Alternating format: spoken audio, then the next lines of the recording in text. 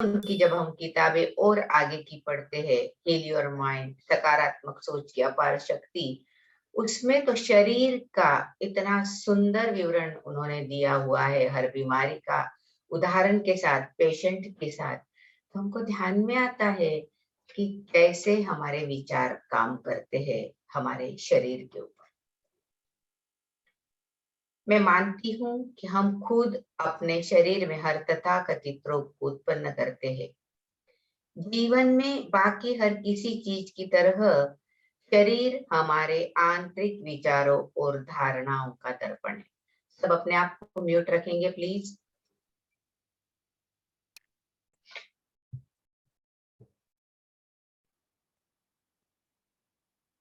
हर हमारे शरीर में जो भी छोटी से छोटी बीमारी हम ही उत्पन्न करते हैं हमारे विचारों द्वारा, हमारी सोच द्वारा। क्योंकि बहुत बड़ा कनेक्शन है विचारों का शरीर से, तरंगे है, लहरें है, और इस पे सब विश्वास करते हैं। शब्द हमें सिर्फ सुनाई देते हैं, दिखते नहीं है। आवाज हमें सिर्फ सुनाई देती है, दिखती नहीं है। ऑक्सीजन हमें सिर्फ महसूस होती है, दिखती नहीं है। वैसे ही ये तरंगे है, इस पे आपको ट्रस्ट करना पड़ेगा और वो काम करती है एनर्जी लेवल पे। ये हमें मानना ही पड़ेगा। जब तक आप ये नहीं मानेंगे तब तक आप स्वस्थ नहीं हो सकते, असंभव है। आपको ट्रस्ट है कि सही में ऐसा होता होगा कि हमारे विचार ही हमारे शरीर को चलाते हैं? इस बात पर आपको विश्वास है? हाँ दीदी है। कि अभी भी टैबलेट पे बहुत ज्यादा विश्वास है? नहीं आंटी, अब समझ में आने लगा है कि पकड़ी थी इससे बीमार हुए। देखो, कभी कभी ज्यादा हो जाता है, हमारी एनर्जी कम पड़ती है, हमारा शरीर उस बात को झेल नहीं सकता है, उस वक्त बाहर से हेल्प ले लेना ही समझदारी है। बीमारी ज्यादा बढ़ गई है तो आपको डॉक्टर की हेल्प लेके, मेडिसिन की हेल्प उस वक्त ले लेना चाहिए, लेकिन भविष्य में ये उत्पन्न हो न हो इसका बहुत ध्यान रखने के लिए अपने विचारों पे काम कर लेना चाहिए। क्योंकि परिस्थिति बहुत ज्यादा जब बिगड़ जाती है तो सिर्फ थॉट से कुछ नहीं होता, सिर्फ संकल्पों से कुछ नहीं होता। उसके लिए शक्ति लगती है, पावर लगती है, और जब हम अस्वस्थ होते हैं उस वक्त हमारी पावर ऑलरेडी कम हो जाती है। और अगर डेली ही ये अभ्यास करते रहे तो क्या हमारी जिंदगी में बीमारियां आ सकती हैं? और आई तो भी 1 या 2 डोज में ठीक हो सकती है। इतनी प्रतिकार शक्ति इन विचारों से हमारी मजबूत होती है। अपनी इम्यूनिटी पावर बढ़ाने के लिए रोज अपने विचारों पे काम करना होगा, अपने स्वास्थ्य का ध्यान रखना होगा, अपने शरीर का, अपने खान पान का, अपने आहार का, एक्सरसाइज का। जितना आप उस शरीर को सम्मान देंगे उतनी ही एनर्जी से वो काम करेगा। हम खुद के ऊपर ध्यान नहीं देते। कई बार ये हमने देखा है कि हम खुद को प्यार करते ही नहीं है। अभी भी कई लोग होंगे जो अपना एक्सरसाइज को समय नहीं देते होंगे, वॉक नहीं करते होंगे, आलस बहुत ज्यादा अंदर भरा हुआ है, टाइम का इश्यू है। ये सब बहाने हैं। आपको वो करना ही नहीं है। अंदर एक जिद नहीं है, उम्मीद नहीं है कि मैं कर सकती हूँ। अपने आप को पुश करना पड़ता है, हिलाना पड़ता है। करो करो ये बार बार कहना पड़ता है। ये मन जिद्दी हो गया है, अपनी ही चलाता है। और उस जिद्दी मन को चलाना हमको आना चाहिए ना। वो हमें चला रहा है, हम नहीं उसको चला रहे। हम उसके अधीन हो गए हैं, गुलाम हो गए, और इस तरह की जिंदगी जी रहे हैं जो एक्चुअली हमारे भविष्य के लिए बेस्ट नहीं है। अभी भी जाग जाओ, अभी भी खुद के ऊपर ध्यान दो। अभी भी कुछ नहीं बिगड़ा है। जिस क्षण से आप शुरुआत करते हैं वहीं से आप स्वास्थ्य को प्राप्त करना शुरू कर देते हैं। है तैयारी अपनी ओर ध्यान देने की? Yes aunty. तन, हाँ मन, दीदी। मस्तिष्क, हाँ शरीर। बिल्कुल बिल्कुल। देखो, हमको हमारी फिजिकल बॉडी के साथ साथ हमारी स्पिरिचुअल बॉडी, पे भी ध्यान देना है। हमारे आध्यात्मिक शरीर, मानसिक शरीर, भौतिक शरीर, हर शरीर पे काम करने के लिए हमारा भौतिक शरीर, फिजिकल बॉडी फिट रहना बहुत जरूरी है।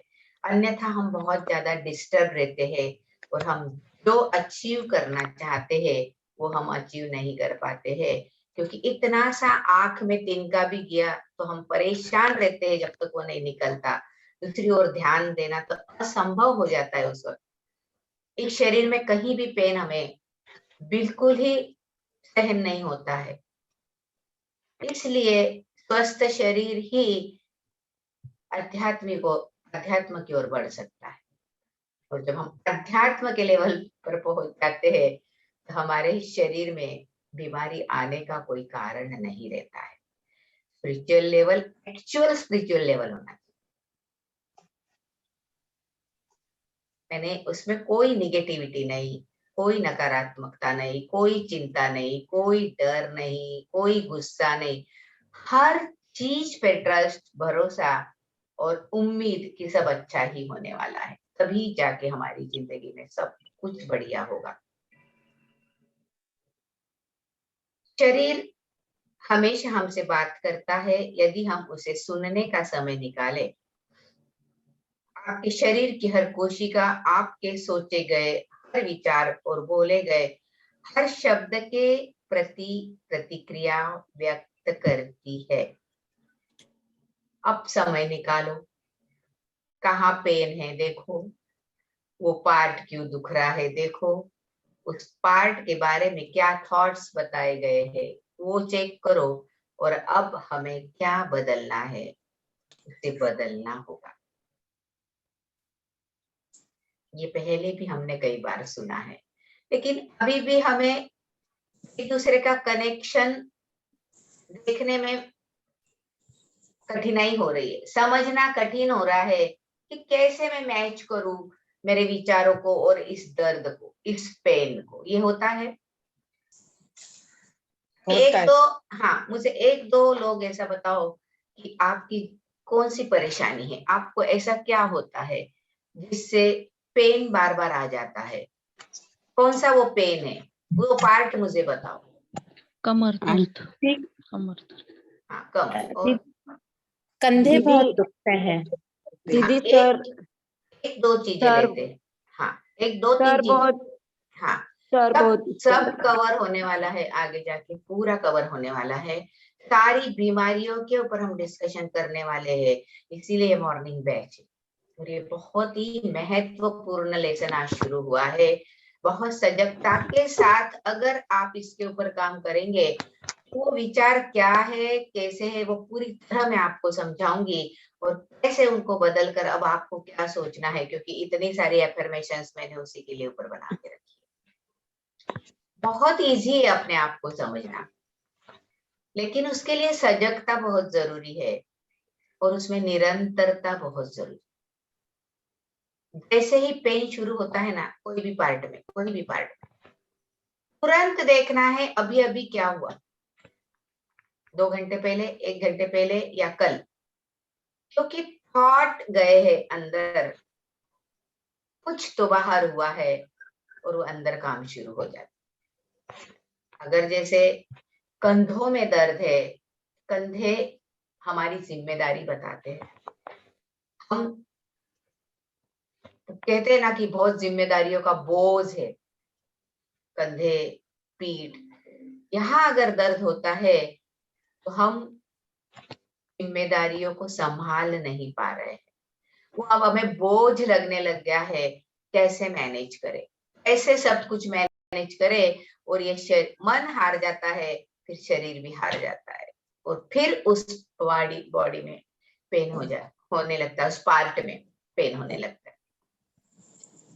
कौन सा ऐसा बोझ लग रहा है, कौन सी ऐसी बात मुझे बोझ लग रही है कि जो मैं उठा नहीं पा रही हूँ, जो मुझसे अब सहन नहीं हो रहा है। अपनी अपनी चेकिंग रहेगी, सबके कॉज अलग निकलेंगे, सबके कॉज अलग निकलेंगे। क्या है जो मुझे बोझा लग रहा है, ये आपको ही चेक करना पड़ेगा। और उस बोझे को कौन फेंकेगा, कौन उतारेगा, कौन हल्का होगा। मुझे ही उसे उतारना होगा। कोई आके मुझे हेल्प नहीं करेगा, क्योंकि किसी को पता ही नहीं है मैं बोझा लेके चल रही हूँ। अगर कोई स्पिरिचुअल गुरु, कोई मोटिवेशनल स्पीकर, कोई डॉक्टर आपको मिले, निश्चित रूप से वो आपको मदद कर सकता है ये सब कुछ हल्का करने में। लेकिन पहले आपको तो पता होना चाहिए हो क्या रहा है, तभी तो उसका निराकरण होगा। जिम्मेदारियों का बोझ, जब बोझ लगता है, जिंदगी तब आसान नहीं लगती है। तब जनरली कंधे, पीठ, कमर दुखने लग जाते हैं। पीठ और कमर तो भविष्य की चिंता, पैसों संबंधी चिंता, तीनों पार्ट उसने अलग बताए। हम आगे जाके सब पे काम करने वाले। अब मुझे लगता है ये वाला लेसन लंबा चलेगा और हम चलने भी देंगे, क्योंकि हमें बहुत गहराई से अपने शरीर को समझना है। और जितना आप इसे सुनते और समझते चले जाएंगे, निश्चित रूप से आप डॉक्टर बन जाएंगे। लोगों के एक्सरे आपको दिखने लग जाएंगे कि इनके दिल दिमाग में क्या चल रहा है, जो इनके अंदर ये बीमारी पनप रही है। इतने हद तक आप एक्सपर्ट हो जाएंगे। लेकिन पहले आपको खुद पे एक्सपेरिमेंट करना होगा, खुद पे प्रयोग करके उसमें से खुद को ही बताना रिजल्ट पड़ेंगे कि हाँ ये काम करता है, ये काम करता है, ये काम करता है।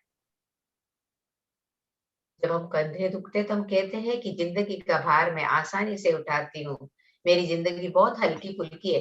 अब ये लेसन चलेंगे तब आपको रोज के एफर्मेशंस का मतलब मीनिंग समझ में आएगा कि क्या है वो रोज के एफर्मेशंस, क्या है वो डेली जो मैं भेजती हूँ ग्रुप पे, वो आपको समझना इजी हो जाएगा।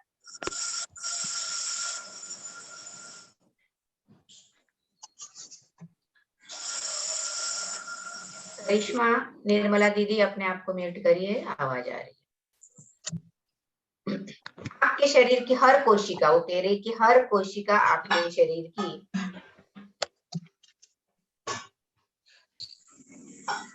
आपके विचारों द्वारा, आपके विचार और बोले गए हर शब्द की प्रतिक्रिया व्यक्त करती है हर कोशिका। जो आप सोचते हो और बोलते हो, उसका पूरा असर आपके हर सेल्स पे होता है, अणुरेणु पे होता है। सोचने और बोलने की अनवरत क्रियाएं शरीर के व्यवहारों और मुद्राओं को प्रेरित करती है और शरीर को रोग मुक्त या रोग युक्त करती है। कितनी सुंदर लाइन है। जो हम सोचते हैं, बोलते हैं, निरंतर लगातार अनवरत चलता ही रहता है, चलते ही रहता है।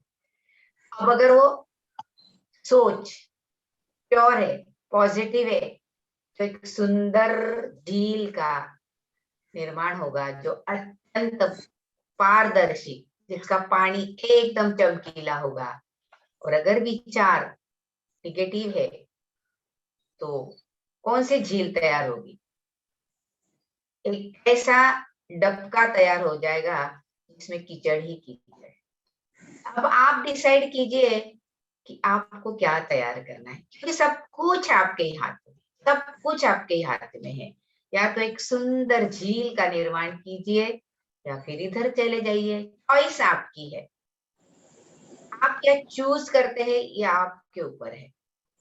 मार्ग हमें बताया जा रहा है, हम बहुत अच्छी तरीके से उसको समझ रहे हैं, सीख रहे हैं, लेकिन करना तो जिसका उसका उसको ही है। आप ये चैलेंज नहीं दे सकते कि ये काम नहीं करता। ये काम नहीं करता मतलब आप काम नहीं करते, सिंपल है। क्योंकि हजारों नहीं करोड़ों लोगों ने इसे अपनाया है, और करोड़ों लोगों की अगर जिंदगियां बदलती है, इसका मतलब कहीं तो पावर है, कुछ तो बात में दम है। ऐसे ही हवा में नहीं फेंकी गई है ये बातें। हमें क्या होता है, खुद को कुछ करना नहीं होता है और हमेशा ब्लेम करके हम अलग हो जाते हैं। जिम्मेदारी उन पे डाल दी, उनके कारण तो रहो दुख में दर्द में। और जिम्मेदारी लेते हैं अपने आप को ठीक रखने की, अपने विचारों को ठीक रखने की। किसी की ताकत नहीं है आपको दुख देने की, दर्द देने की। आप ही है जो उसको ले लेते हैं। वो देते हैं, वो करते हैं, वो देते हैं, वो करते हैं, ये सब बहाने हैं। अगर आप ठान ले तो किसी की भी इतनी सी भी निगेटिविटी का आपके ऊपर असर नहीं होगा। ठानना पड़ेगा। एक और चीज देखी आंटी मैंने कि जब हाँ। किसी को ठीक ही नहीं होना होता है ना, तो दूसरे को ब्लेम करना ज्यादा इजी लगता है कि हाँ उस पे डाल दिया तो लोड खत्म। हाँ, यही तो हो रहा है ना आज तक, क्योंकि वो लोग इस सुधरने पढ़ाई, लगता है। हाँ, इस पढ़ाई में नहीं है ना, आज तक उन्हें ये पता भी चला है, उन तक ये बातें पहुंची ही नहीं है। तो हम उनको भी दोष नहीं दे सकते क्योंकि उनको पता ही नहीं है। लेकिन जिनको पता है और वो कर रहे हैं, वो जानबूझकर कर रहे हैं, उनको खुद की जिम्मेदारी नहीं लेना है, उनको और आंटी भागना है। जिन्होंने ये क्लास करी है उसके बाद भी ये चीजें करते ना, तो उनको बड़ी दया आती है मेरे को देख के कि Yes, हाँ, इतनी अच्छी फिर क्लास वो, करी तुमको इस चीज के लिए निकालने के हाँ, लिए। क्योंकि फिर वो अपने आप को प्यार ही नहीं कर रहे पारुल। अगर हम खुद को प्यार करेंगे ना, हम ब्लेम नहीं करेंगे, हम खुद के अंदर झांकेंगे, और जब हम खुद को प्यार नहीं करते तो हमको दुनिया ही खराब दिखती है, लोग ही खराब दिखते हैं। ये दृष्टिकोण है, ये नजरिया है, बिल्कुल सही आंटी। और उस नजरिए को और कोई बदल ही नहीं सकता आपके सिवा। और कई लोगों को मैंने देखा नॉलेज देने में माहिर हो गए, अपने ऊपर नहीं आजमा रहे हैं, वो रिजल्ट तब नहीं आते। देखो, देने से नॉलेज बढ़ता है, लेकिन लोगों को सुधारने से आपकी जिंदगी नहीं सुधरेगी। आप सुधर जाओगे तो लोग सुधरेंगे, सुधरे हुए नजर आएंगे, सुधरेंगे भी नहीं। तो ये जिम्मेदारी मेरी है कि मैं कैसे स्वस्थ रहूं, मैं कैसे सुरक्षित रहूं, और मेरे विचार में क्या चल रहा है। कई बार ये इस क्लास के कई लोगों के मन में आता है कि ऐसा क्यों कर रहे हैं, इनको ऐसा नहीं करना चाहिए, ये समझते क्यों नहीं है, ये निगेटिव क्यों बोल रहे हैं, और तक अंदर हो जाती है। होता है ना ऐसा।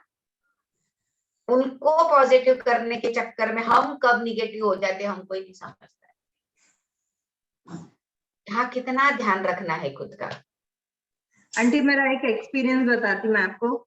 हाँ। मुझे अभी उस दिन संडे को उज्जैन सेमिनार में जाना था। मैंने मेरी फ्रेंड को बोला कि मैं मम्मी को दूसरे दिन ग्रेटिट्यूड दूंगी, उनको सॉरी नहीं थैंक यू बोलूंगी कि आपने इतना अच्छे से संभाला। तो वो मेरे को उल्टा समझाती है कि क्यों, उनकी भी तो जिम्मेदारी है बच्चों को संभालना, घर को देखना।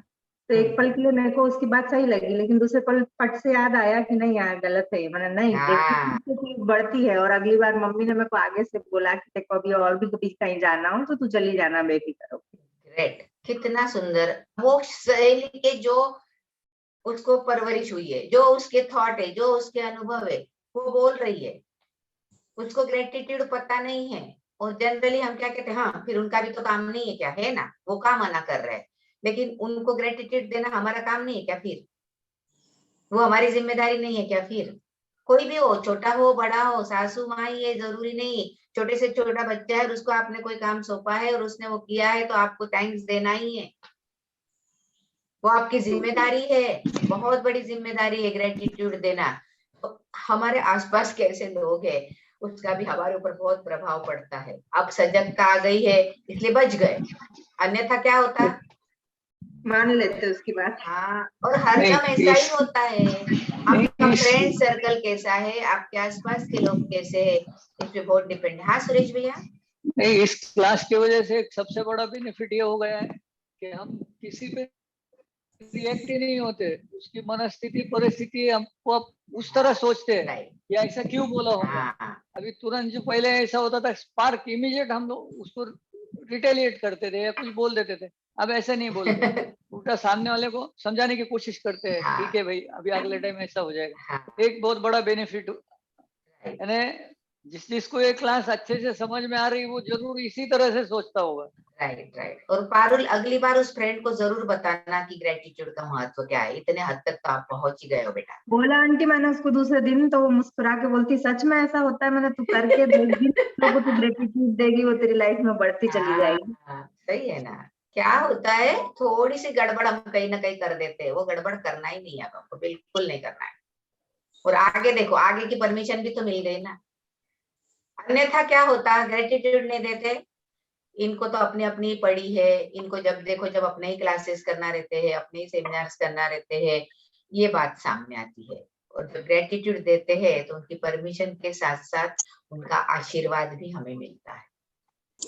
ये भी जरूरी है ना, दुआओं के साथ कोई चीज करते हैं तो उसका फल अलग होता है, और कोई निगेटिव एनर्जी के साथ करते हैं उसका फल अलग होता है।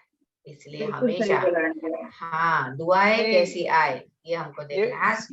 लेडीज की भाषा में इसको सब ग्रेटिट्यूड यानी अपने जैसे गुलाब जामुन को चाशनी रहती है ना, वैसे आप सामने को मीठा बोलो, अच्छा ग्रेटिट्यूड दो, वो अपने आप मीठे हो जाएंगे।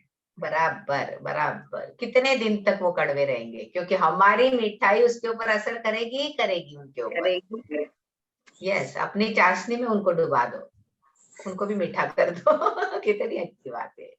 यही सब करना है हमको हमारी जिंदगी में। हम है ना कभी कभी है ना अभी भी हमारे अंदर कहीं ना कहीं पेशेंस नहीं होते हैं, धैर्य नहीं होता है, और सामने वाले को समझने की हमारी मनस्थिति नहीं होती है। समझता सब है, उमझता नहीं बोलते उस वक्त हमको। तो हमको हर वक्त बहुत सजग रह के हर चीज के ऊपर ध्यान दे के सबसे पहले निरंतर अपने विचारों, लाइन क्या चल रही है, लाइन क्या चल रही है, इस पे जितना ध्यान दोगे उतनी जल्दी अवेयरनेस बढ़ेगी। और आपको ध्यान में अब आ रहा होगा कि क्या चल रहा है मेरे मन में। इसको आपने पकड़ लिया कि आपने हर बीमारी का कारण पकड़ लिया। आपके अंदर चलने वाली लाइन को पकड़ना सीखो। दूसरे बोलते हैं, लाइनें हमारे अंदर चलती है, हमने पहले कई बार देखा है। वो एक लाइन बोलते, हम 100 लाइन यहाँ बोलते हैं, तो अब किसके ऊपर असर होगा, किसके शरीर पे असर होगा, उनके कि हमारे? हमारे। तो फिर अब क्या करना होगा? ये बहुत लेसन ऐसा घोट घोट के पिलाऊंगी ना इसकी घुट्टी आपको, आगे जाके आपको हमेशा ऐसा मतलब सोचते वक्त भी आप सोचोगे सही है कि गलत है। इतने हद तक हमको जाना है। आंटी, हाँ अब कैसे होता है कभी कभी अगर सामने वाला कभी, ये जो सोच की बात है ना, ये मेरे साथ बहुत ज्यादा थी पहले, कि अगर लाइक कोई गलत बिहेव करे तो मैं उसको उल्टा तो नहीं बोल पाती थी, लेकिन बाद में दिन भर सोचती थी मैंने उसको ये जवाब देना चाहिए था, मैंने उसको क्यों नहीं तभी जवाब दिया। अभी तो वो प्रॉब्लम बहुत हद तक सॉल्व हो गई, मैं इमीडिएटली डिलीट बोलती हूँ अगर दिमाग में भी आ गया है तो। अभी फिलहाल क्या हो रहा है, लाइक किसी ने हमारी बहुत हेल्प की थी, उनके उपकार हमें पता है, अब वो हमारे साथ गेम खेल रहे हैं, तो कितनी बार उनको माफ करें ना, वो दिमाग में चल रहा है कि नहीं अभी मुझे इधर उनसे बात बंद करनी है या उनको स्ट्रेट अवे बोल दूं स्टॉप प्लेइंग द गेम। तो अभी ये मेरे दिमाग में रोज चल ही रहा है, मैं आंसर नहीं दे रही हूँ, एज का उनका रिस्पेक्ट कर रही हूँ, या फिर पहले का हमें सब पता है ही हैज हेल्प्ड अस, तो फिर अभी आंसर भी नहीं देना, दिमाग में भी चल रहा है, तो इस सिचुएशन में क्या करें? उनका भाव प्रतिक्रमण करो बार बार। हमारे पास बहुत टूल्स है, हमारे पास बहुत शस्त्र है, कहीं ना कहीं ये कर्म आया है। दिन भर जितनी बार उनकी याद आती, love you, bless you, sorry, thank you, हमसे पास्ट में कुछ गलतियां हुई तो हमको माफ करो, मुक्त करो, ये वाली लाइन से ही फर्क पड़ जाएगा। अच्छा। जनरली क्या होता है कि हमको लगता है उनकी गलती है, 100% वो गलत भी हो सकते हैं, नो डाउट, लेकिन कहीं ना कहीं हमारे सामने वो सिचुएशन आ रही है, मतलब हमारे विचारों में वो कहीं ना कहीं बैठे हुए हैं, कहीं ना कहीं तकलीफ दे रहे हैं। और जब ऐसा कुछ होता है तो उस कर्म को हील करने के लिए भाव प्रतिक्रमण, सॉरी, थैंक यू, बहुत ग्रेटिट्यूड उनको देना, और मन ही मन करना है ना, कहाँ उनके सामने जाना, ये तो सबसे बड़ा कितना अच्छा है हमारे लिए कि हमको उनके सामने जाके माफी मांगना ही नहीं है। सब कुछ तरंगे है, सब कुछ ले रहे हैं। उस लेवल पे जब काम कर लेते हैं, थोड़े ही दिन में, हफ्ते भर में ही आपको फर्क दिखाई देगा। अभी मुश्किल लगता है, वो इतना गलत व्यवहार कर ले, हम कैसे ऐसा करें, ये मन नहीं मानता है मन, लेकिन उस मन को समझाओ, करके तो देखो 8 दिन, ओके। उसके कोई साइड इफेक्ट थोड़ी ना है। और उसके बाद कभी, हाँ, डेली दिन में कई बार, जितनी बार वो चित पे आते हैं उतनी बार love you, bless you, sorry, उतनी ही बार बोलना पड़ेगा जितनी बार वो बात मन में आती है, क्योंकि थॉट तुरंत बदलना है तो देर कितनी लगती है। वो 10 लाइनें चलने की बजाय अपनी एक लाइन डाल दो ना वहां, सिंपल है ना तरीका। तो हमारे मन मस्तिष्क पे उसका असर नहीं होगा, हमारे शरीर पे उसका असर नहीं होगा, और बात को सुलझने में हमें तुरंत समय मिल जाएगा। अभी क्या हो रहा है, निरंतर वो हमारे चित्त पे बैठ गए ना आके, हम तो है ही नहीं यहाँ, वो है यहाँ। वो राज करेंगे क्या हमारे ऊपर? वो करिश्मा Yes, का आंटी। उदाहरण है, हर एक की जिंदगी में है ऐसे पर्सन, हर एक की। राइट ना, आंटी, राइट। जिस दिन आके बैठ जाते हैं उस दिन उतरते ही नहीं चित से, कई कई दिन तक नहीं उतरते चित से। तो क्या है इतनी जरूरत हमारी जिंदगी में उनकी? ये भी तो सोचने वाली बात है। हर कोई आता है हमारे ऊपर राज करता है, हर कोई आता है हमारे थॉट पे चले जाता है, ये क्या हो रहा है? ये हमको क्या